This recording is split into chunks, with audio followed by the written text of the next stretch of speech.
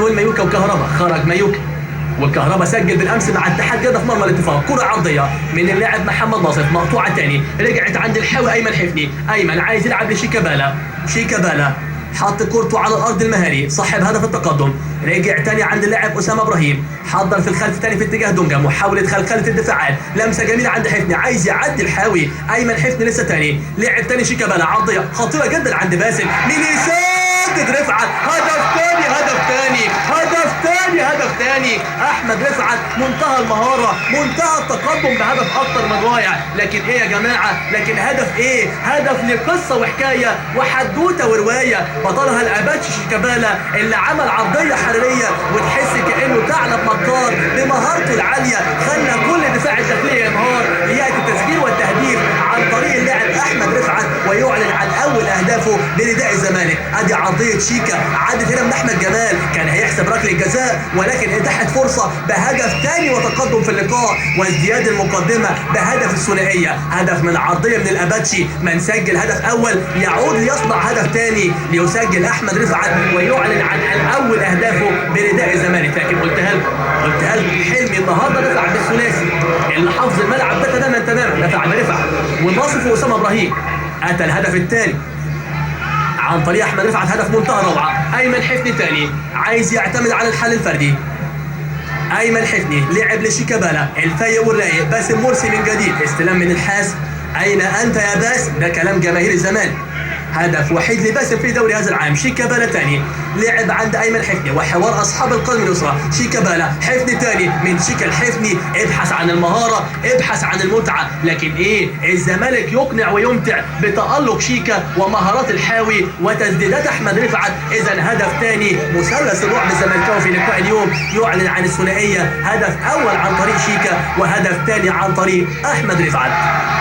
محمود دونجا، محمد ناصر وجمهور الزمالك سعيد في استاد بتروسبورت بهدفي التقدم حتى الان، وهي النتيجه اللي انتهت بها مباراتين كان اخرهم لقاء اياب العام الماضي بهدفي حفني وكهرباء. لمسه واحده ما بين شيكا واسامه ابراهيم، مقطوعه من محمود منصور، اسامه ابراهيم هربت منه وطلعت الى رمي التماس. رمي التماس.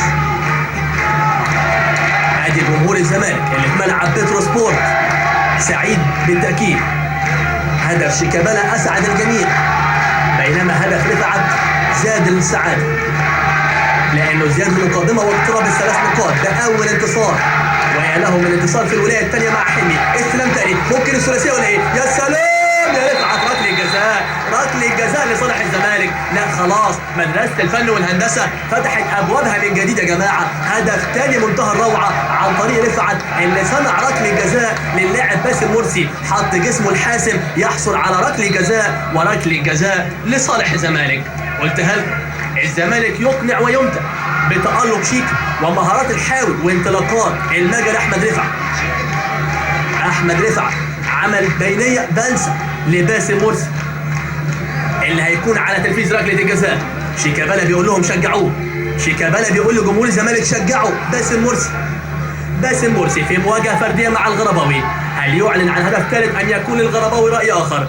باسم مرسي والغرباوي، محمود عاشور بيرجع اللاعبين خارج ال 18. باسم سجل هدف وحيد في دوري هذا العام، هل يعلن عن ثاني اهدافه؟ باسم والغرباوي. باسم هدف ثالث عن طريق الحاسم، من نزل كتبديل ثاني لفريق الزمالك يعلن عن هدف الثلاثيه وازدياد المقدمه. اذا محمد حلمي سعيد منتهى السعاده وسجد شكر للمولى عز وجل. اذا باسم مرسي بخبره السنين حطها له على اليمين، على يمين الغرباوي، راح معاها الغرباوي ولكن كانت قويه جدا ليعلن عن هدف ثالث ويكافئ محمد حلمي على نزوله كتبديل ويعلن عن ثاني اهدافه في دوري هذا العام. سجل من قبل باسم، كان هدف ايضا، هدف كان جميل جدا. باسم مرسي كان في الفوز على انبي بهدفين مقابل هدف وحيد، كان هدف من صناعه حسني فتحي يعود ليسجل هدف من ركله جزاء منتهى الروعه ويعلن